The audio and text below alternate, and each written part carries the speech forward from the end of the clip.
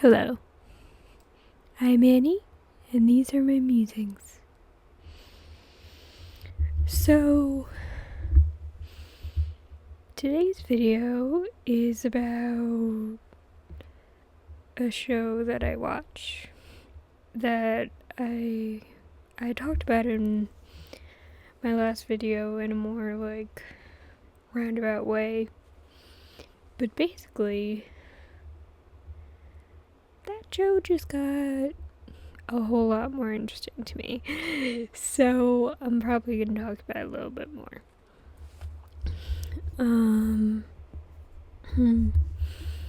Basically, the show I'm talking about is Bridgerton. And I watched since season 1. So, obviously I like the show. But in the second part of season 3, they really made it 10 times more interesting to me personally, because the show is based on books, but they're not following the books exactly already. So in the books, basically, one of the Bridgertons, Francesca, she marries this guy named John Sterling. And in the books, eventually he dies somehow. I don't know how. And she marries his cousin Michael, who she falls in love with afterward, and she feels kind of bad about that and all this. But in the show, Michael is Michaela, so it's a woman. So that changes the entire story, doesn't it? When I saw that, I was so excited, because finally I'm seeing LGBTQ plus representation in this show. And there was a bit of it in season 1, but it wasn't main character, so I was kind of it's okay, but not anything major. But now it's with the main characters. So I basically just wanted to talk about a lot of the arguments that I've been seeing against this and why I disagree with them. So first of all, the first argument is, well, it changes the story too much to make Michael a woman and her name's Michaela, and then they can't do the same story as the books. Okay, and what's your point? I haven't read the books myself, but I have heard spoilers. And I do understand that the infertility storyline with Francesca is a very important story to a lot of people. I get that part of it. I'm not at all criticizing that. What I am criticizing is the people who are who haven't even seen the story play out, but are convinced that it'll be terrible. You haven't even seen it. How do you know? Can you see the future? How do you know? And so that's one argument that I've been seeing, that it changes the books too much. And I'm yeah, but Simon and Kate and Edwina were literally white in the books, and they're not in the show. And don't get me wrong, I'm glad that people are embracing that, but LGBTQ plus representation is not being embraced at all. And that annoys me as a queer person myself.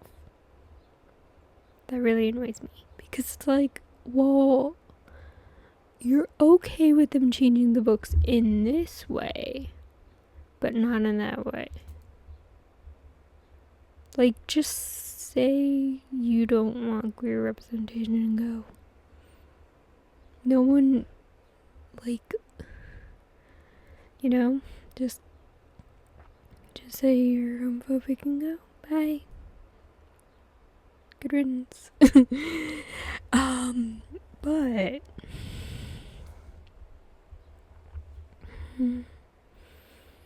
another argument that I've been seeing is, well, why couldn't they just, like, make a new character? Or make a new story? And I'm like, do you understand what representation is? Like, do you understand that, you know, I'm not saying they shouldn't do that. I'm not at all saying that. But what I am saying is that changing an established character to represent more people is always a good thing. Because the more people who feel seen and represented and heard by a story, the better. So, like, why are you complaining? And the logic that, you know, you can have those stories over there, but not the big mainstream ones. Just say you're homophobic at this point. Like, because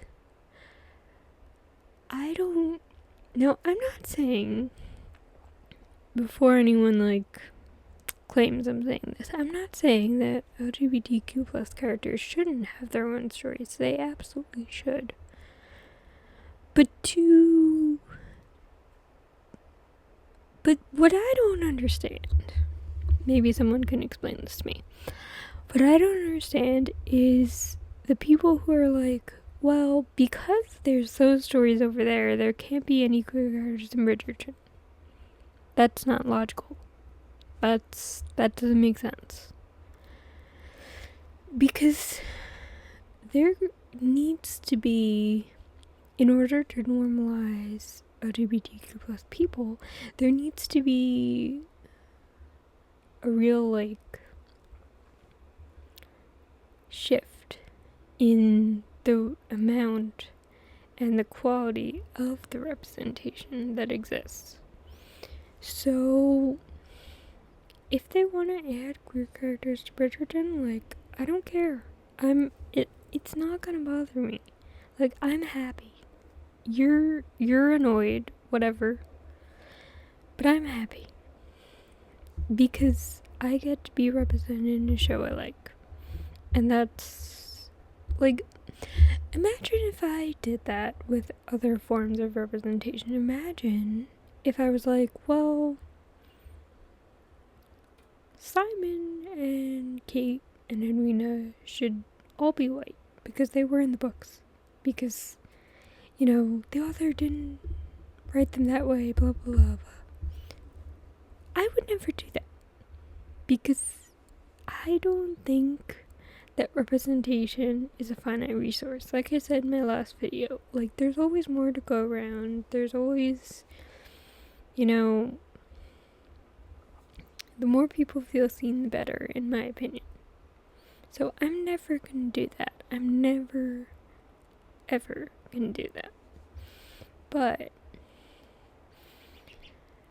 like, the argument that because other stories with representation exist, this story can't have it, is very flawed in my opinion. Because it suggests that representative stories need to be like representation needs to be, like, away from the mainstream stories. And that's not true at all. It doesn't. It needs to be in the mainstream stories all the more, because those are the stories that are gonna change people's hearts and minds, and like, and maybe not yours. Maybe you'll stay prejudiced. I don't know. I don't care. But there are gonna be people, and you know, people who keep an open mind and who watch Bridgerton and are like, oh, wow, cool. You know, like, another argument that I'm seeing a lot of is the fact that, like, oh, well, they have LGBTQ plus characters in the story already. Yeah. And they have, like, 2 lines. They have, like, 5 minutes of screen time. Like, what are you not understanding? LGBTQ plus people deserve to be protagonists just as much as cis straight people. Okay? End of story. End of story. Like, we deserve to be protagonists, and no matter how much you complain, you won't change that. Sorry, you won't.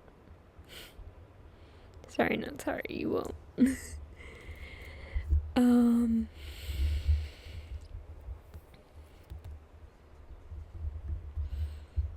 And like, a main character and a side character are 2 very different things when it comes to representation. Like, if you have a side character who's queer, like, great, good.